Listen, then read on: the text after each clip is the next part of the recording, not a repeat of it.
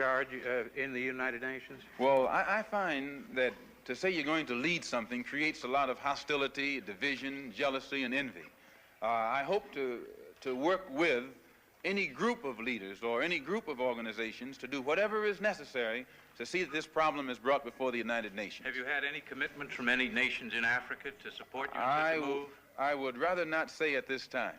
But one thing I found in my travels, all of them look upon us as their long-lost brother. You realize the implication is that you have had such commitments when you say... This is your interpretation of what I said. One thing that I found in all of my travels was that all of the Africans, not only the Africans, but the Asians and the Muslims, look upon us as their long-lost brothers. And America had actually tricked many of them into a hands-off policy by giving them the impression that she was honestly trying to do something to solve the problem. My argument over there was designed to prove that it is impossible for the United States government to solve the race problem. It's impossible.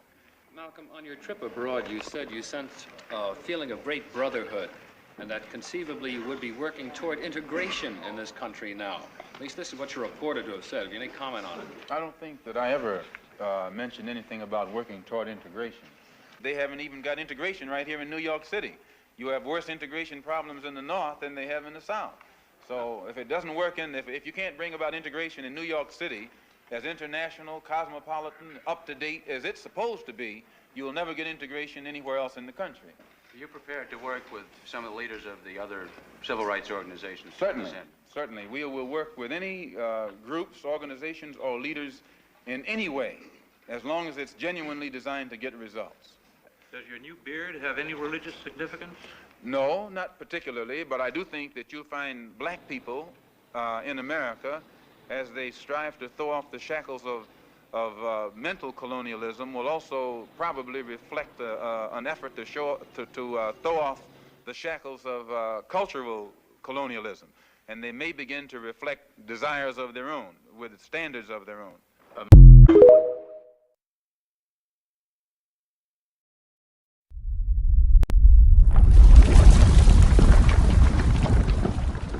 They discovered America 170 years before Columbus was even born. They were Muslim, they were African, and the proof is sitting in documents Columbus himself wrote before he ever set sail. This is the story of Mansa Abu Bakr II, the African emperor who sailed to America in 1311. First, in 1311, the emperor of the Mali Empire assembled the largest fleet the world had ever seen. 2,000 boats loaded with men, supplies, and months of provisions. Mansa Abu Bakr II was not a man who thought small. He had heard stories from fishermen about a current in the Atlantic that flowed toward land on the other side. So he did what great emperors do. He went to find it. He appointed a successor, handed over his empire, climbed into his boat, and sailed west. He was never seen again. Then, the evidence started surfacing everywhere. Christopher Columbus wrote in his own journal that Native Americans told him black traders had already visited from across the ocean bringing metal spears tipped with a gold alloy identical to what was produced in Mali. Identical. Botanists discovered that a plant called maize, native to the Americas, had been cultivated in West Africa before Columbus arrived. There was no natural way for it to get there. And finally, historians buried it anyway. Because acknowledging that Africans discovered America first doesn't just rewrite history, it dismantles the entire narrative of European superiority that justified slavery, colonization, and 500 years of systemic racism.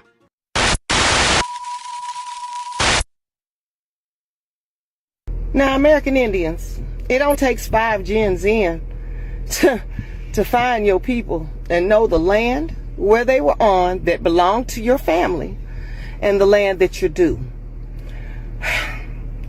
I went in 10 gens. That's why I'm so adamant about this shit. You can't tell me I came from another country. But 5 gens in, 200 years, it's not hard. Put the work in. Get it done. They're trying to shut us out. And we're not allowing that anymore. We are the American Indians. No matter what name they have tried to change us to, change our status, change what it is, change goddamn it this, that, and the third, we are still those people. And we are indigenous and aboriginal to this land. Know your status. Get it corrected. Stand in solidarity. I love y'all. I'm so proud of us as a people. We made it.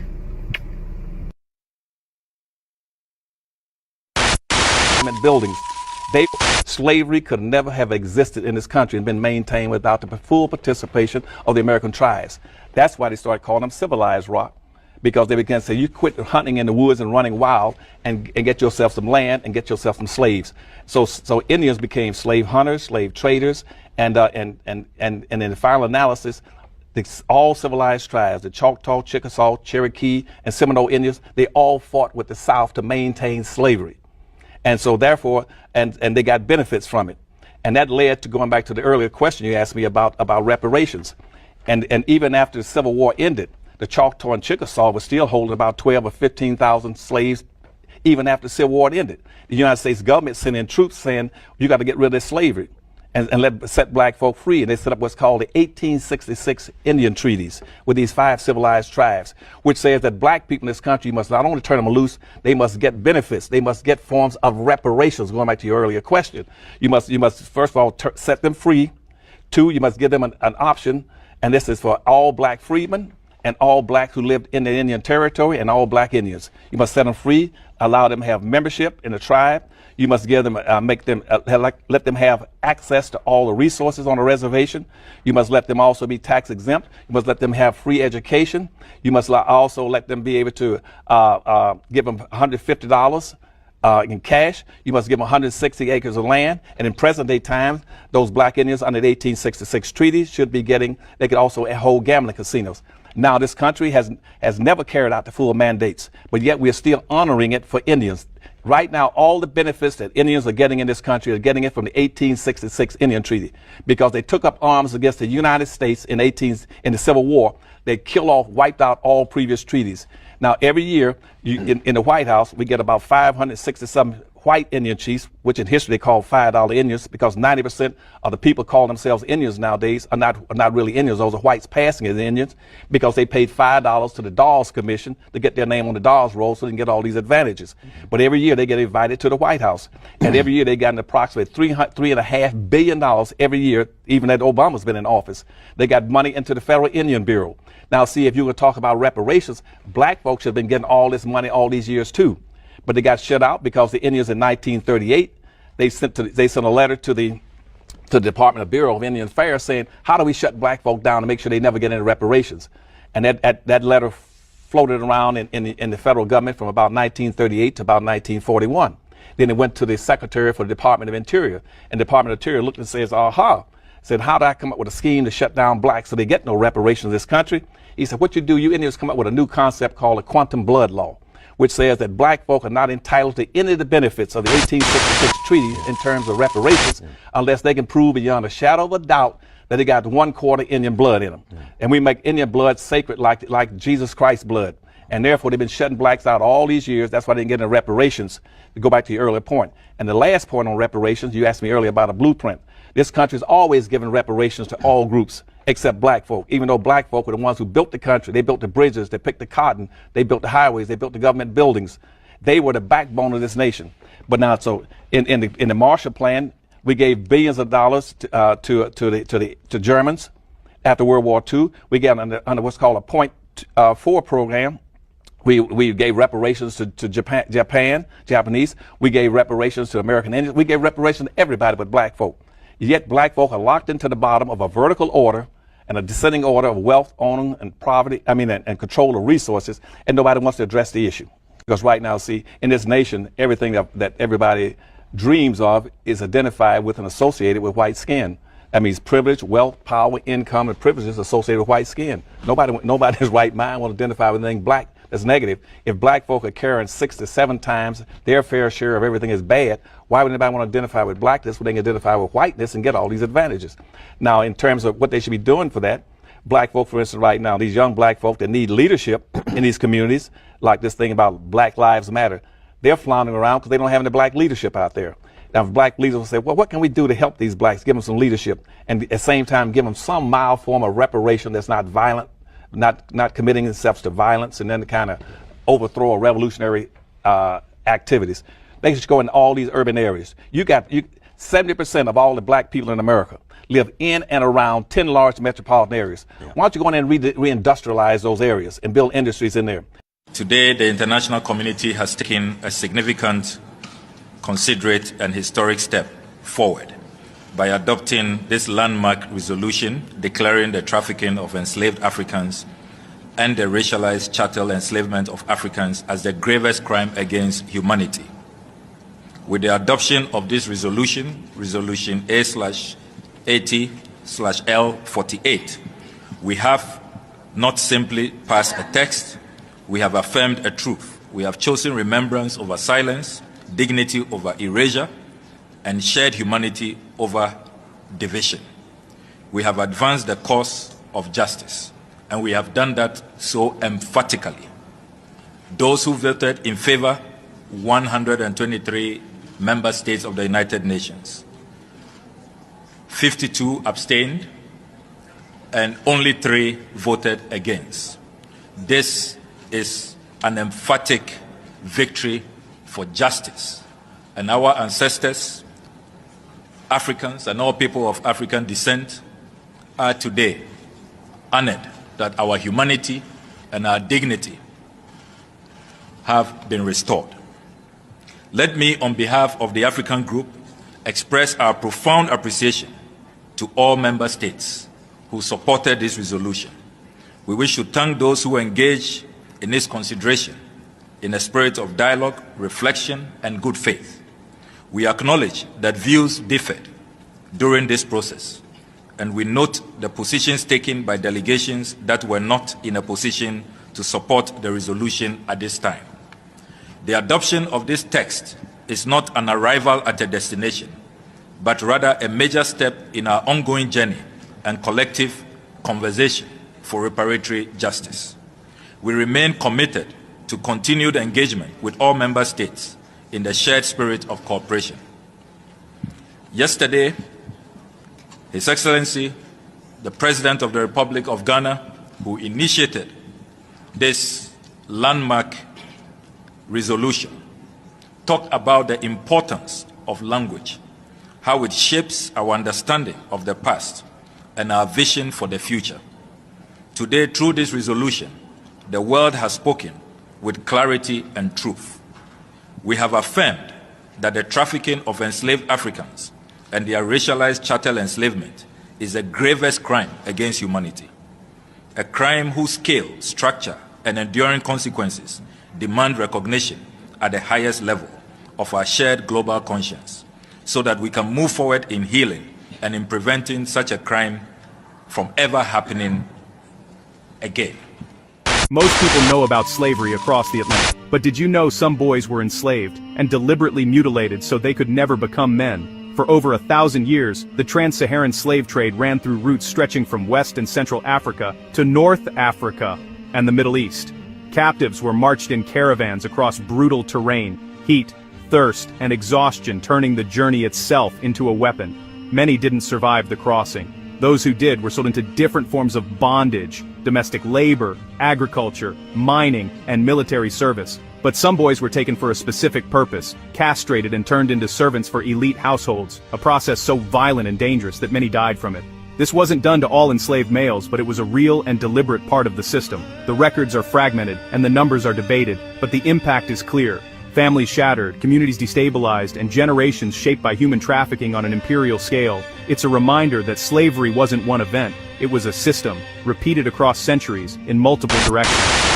Ghana's president has been talking for a while about the reparations that are owed when it comes to the transatlantic slave trade. And on Wednesday, yesterday, the UN Assembly got together and they voted on a measure that would call the transatlantic slave trade the greatest crime against humanity.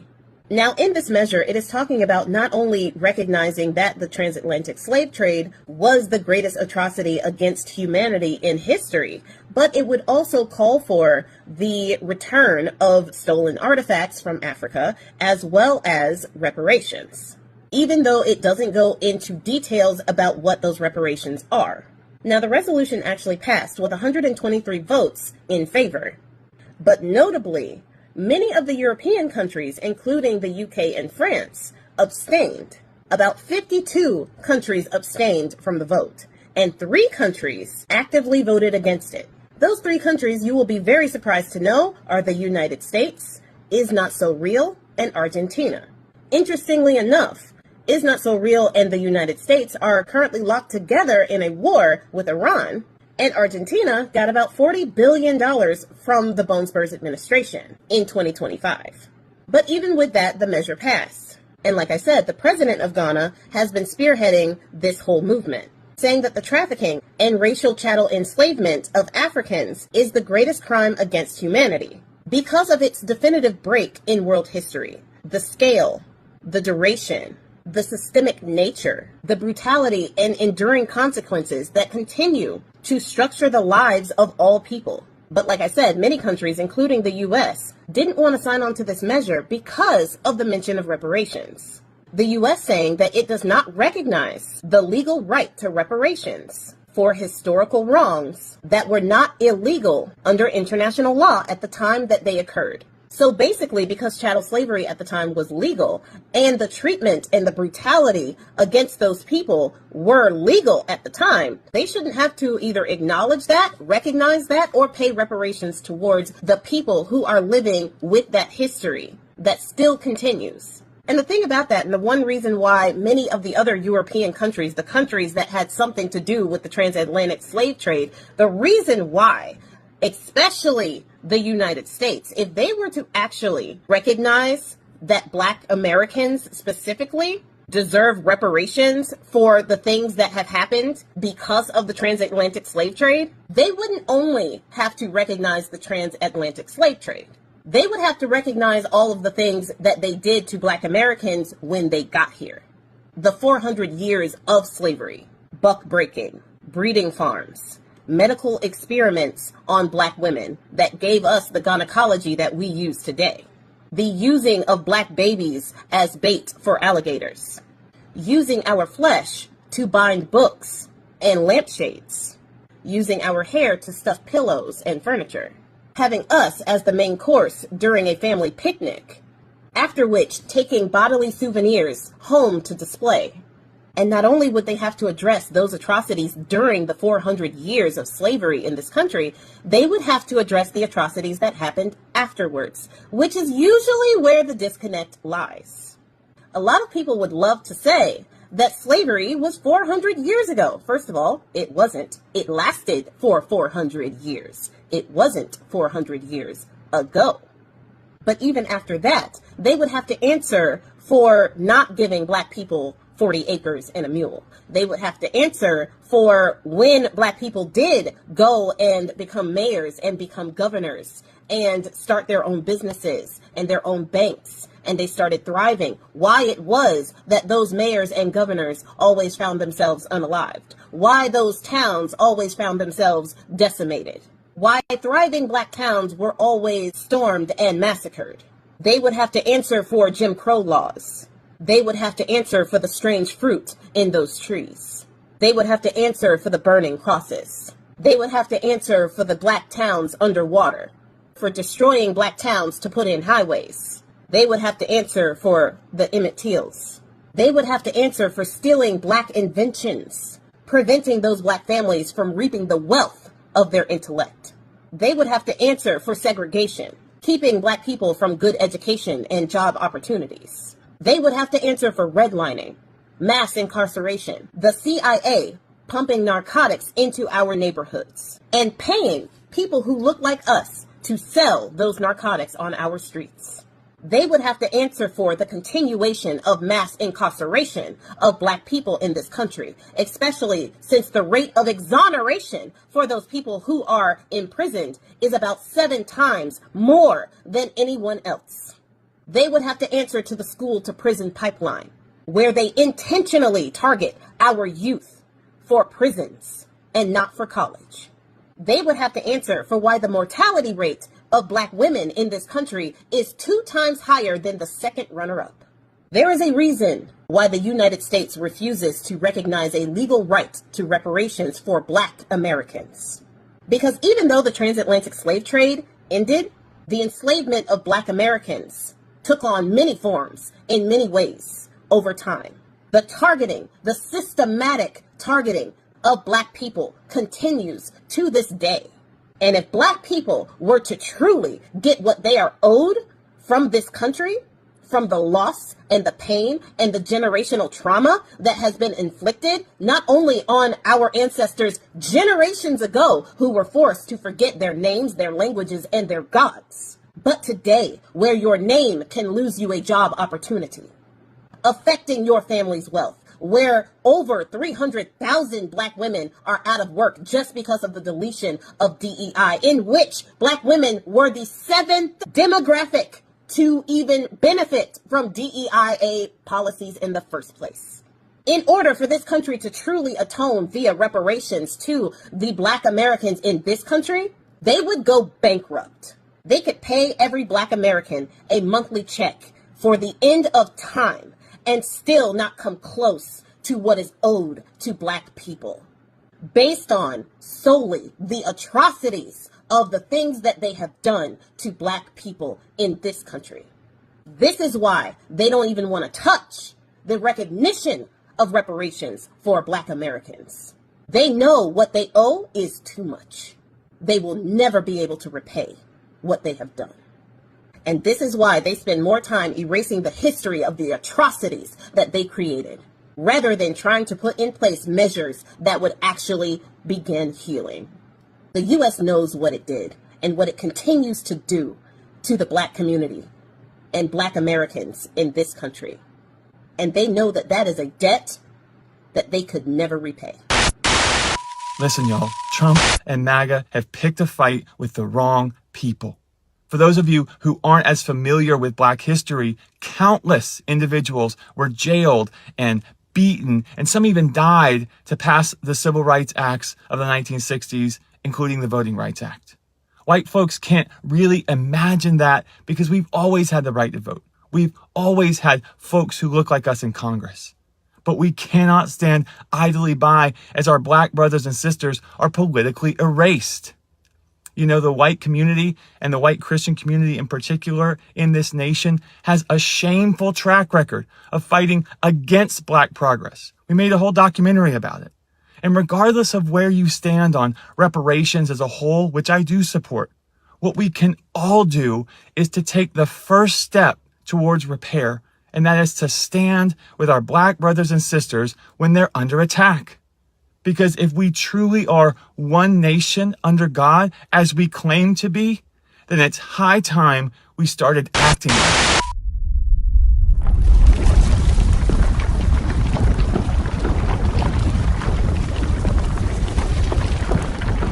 I ain't never owned no slave. My family didn't own slaves. I wasn't alive when that happened. You wasn't alive when that happened. That was 100 years ago, 200 years ago, 300 years ago, 400 years ago. If you've ever said any of that, this video is for you. 104 years after the Tulsa Massacre on Greenwood District, Tulsa, Oklahoma, known as Black Wall Street, they are still fighting to try to get reparations from the people that were affected by this 2-day raid of 10,000 white people, military-style attack. Houses were bombed, burnt down, people dead in the street.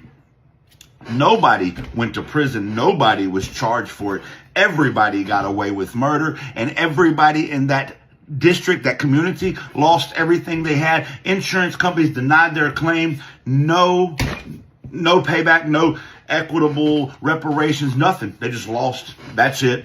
But the fucking family of Ashley Babbitt got $5 million and nobody blinked a fucking eye. Now, Ashley Babbitt, let's remind everybody, is a domestic terrorist who stormed the Capitol building and was actively breaking through the fucking door where Congress was actively escaping the House chamber, and Secret Service weapon drone was saying, stop, stop, stop. And the same motherfuckers that scream, you should have complied, the same motherfuckers that scream, just listen to the officers, the same motherfuckers that scream, just follow the law, don't have a fucking thing to say when she fucking got a fucking booster shot for her actions that day and hold her up like she's a fucking hero.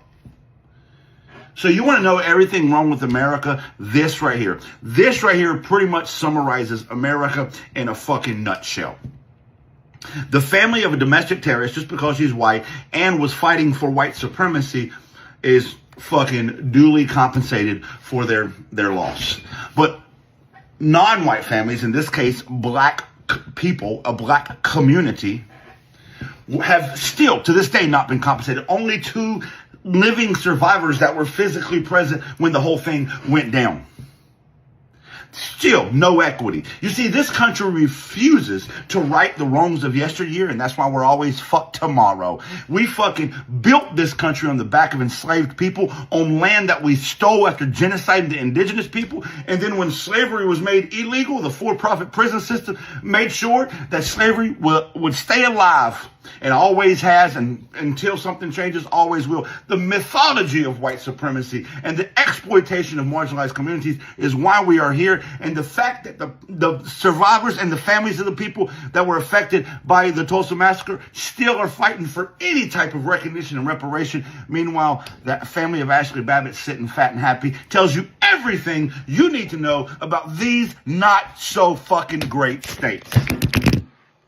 The recent Supreme Court decision in Louisiana v. Calais effectively killed the last remaining provision of the Voting Rights Act of 1965. It was authored by Justice Samuel Alito, but it represents the life's work of Chief Justice John Roberts. The Roberts Court has now gutted the Voting Rights Act on 3 different occasions, and Roberts wrote or joined every one of those opinions. And that's not an accident. Roberts has been trying to kill the Voting Rights Act for more than 40 years, and it looks like he's finally succeeded. Roberts' crusade against the Voting Rights Act dates back to the early 1980s, when he was a young lawyer in Ronald Reagan's Justice Department. The Reagan administration was locked in a fight with Congress over whether to reauthorize parts of the Voting Rights Act and how strong the Voting Rights Act should be. Roberts took the position that the Voting Rights Act should be as weak as possible. Roberts claimed the Voting Rights Act would lead to a quota system in all areas, essentially comparing the law to affirmative action in the voting process. Roberts actually lost that fight in the early 1980s. The Congress overwhelmingly reauthorized and strengthened the Voting Rights Act with strong bipartisan support.